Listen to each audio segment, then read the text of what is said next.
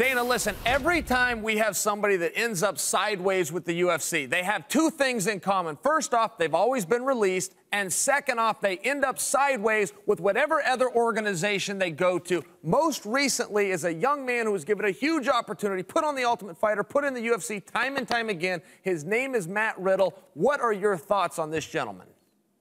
Yeah, that's a, you know, the story that was written that he made all these allegations about mixed martial arts businesses are run by these bad guys, these scumbags, and this and that.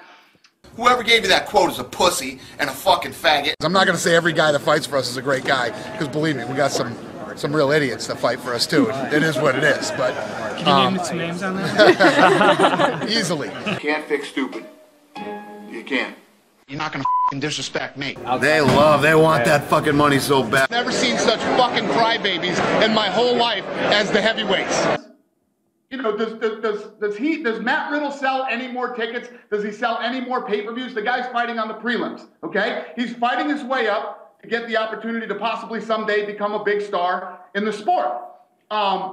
Then he comes out and says, we treated him horrible. He was treated so horrible here. You were making $162,000 a year. He's making something like $52,000 or $54,000 a fight, and you fight 3 times a year, unless you get injured or something like that happens. We have health insurance here, which has never been done in the history of the world with fight promoters, okay? Now, the reason he's not in the UFC anymore is because he could not pass a drug test.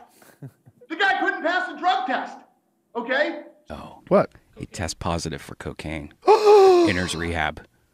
No way. Did that just happen? It just happened. No! Well, what was your initial reaction when you found out? I was shocked, obviously, and this is one of those situations where it's so different than if your guy gets busted for performance-enhancing drugs. And you couldn't pass a drug test? You're so weak-minded and so addicted to marijuana that you couldn't stay off it enough to pass a drug test 3 times a year. Well, guess what, dummy? They drug test in the real world, too. Was Daniel Cormier informed of the... He was not. Why not? Because he doesn't need to be. And I know the difference when something bad goes down, and I got a guy that I think, you know, probably needs to be reprimanded for what he did, then we do it. John Jones, you know, was contracted... You know, he was contracted to fight. Mm-hmm. We have a contract with him. And everybody thinks that we can just say, hey, the fight's off. Fight's not happening. So if he wanted to fight, he had the right. Damn right he had the right to fight. Right. Yeah. You think you're going to go to work 325 days a year and not get drug tested? Right? He couldn't pass a drug test 3 times a year, but he's going to pass it in the real world.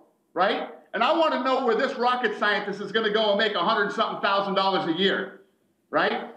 You're grown men. You're fucking adults. You're professional athletes.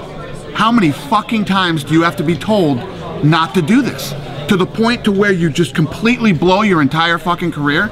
So it gets to the point where when people start saying, this is starting to affect the credibility, it does not affect the credibility of the UFC. We are 100% more on top of drug testing than any other fucking sport on earth other than the Olympics.